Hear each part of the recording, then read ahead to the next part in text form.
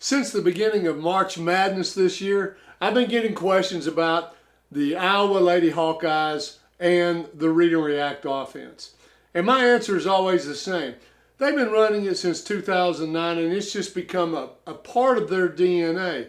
And instead of looking at details and getting bogged down into the weeds, I'd like to draw your attention to one aspect of the Read and React that's permeated everything that they do, and it's spacing. I've got 3 clips I'd like to show you. The first one, they come down and this player who is trailing comes over to give Caitlin a screen, and they're just trying to get an early advantage there for her. Okay, well, they don't. LSU guards this well, and for those that run the Read and React, you're going to recognize this next action. She dribbles at this wing, which forces a basket cut. And she hits her, she draws defense, and she dumps it to her post. Now, LSU, as you'll see in this clip, collapses 4 players into the lane. And she's going to have to pass this ball inside out. And what I want to draw your attention to is these 3 players.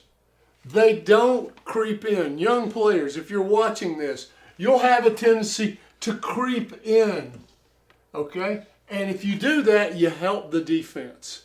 So if you notice, these 3 players not only keep their spacing between each other, east-west, but north-south as well. They stay out here on the perimeter. They're eager receivers ready to catch and shoot, and of course, this results in an uncontested 3-point shot. In this next clip, you're going to see the ball coming across the half court, being passed to this wing, and then these 2 players set double staggered screens for Caitlin. Again, trying to create an early advantage, early in the possession for her. And she curls this, and she sees real estate in here, and she drives it. LSU closes this off, as you can see in the clip. And what I want to point out is these 2 ladies who screened, they're popping north-south spacing and east-west spacing. Take a look at the spacing of these 3. Now Caitlin has, every teammate is a target here because she's got someone threatening the basket that she could dump to, and she's got 3 players out here ready for an uncontested 3.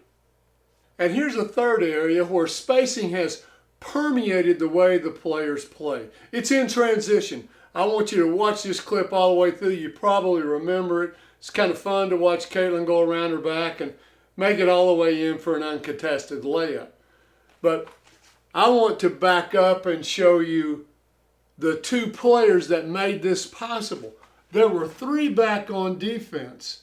These 2 are spaced out on the wings, and they draw these 2 defenders. They've got gravity because they can catch and shoot the 3. And so they pull these players out here. Caitlin makes a great move around the back and makes it to an uncontested layup. And it would be real easy to fault these defenders. They're going to be wrong regardless of what they choose. And young players, this is the benefit of letting spacing just be a part of your DNA.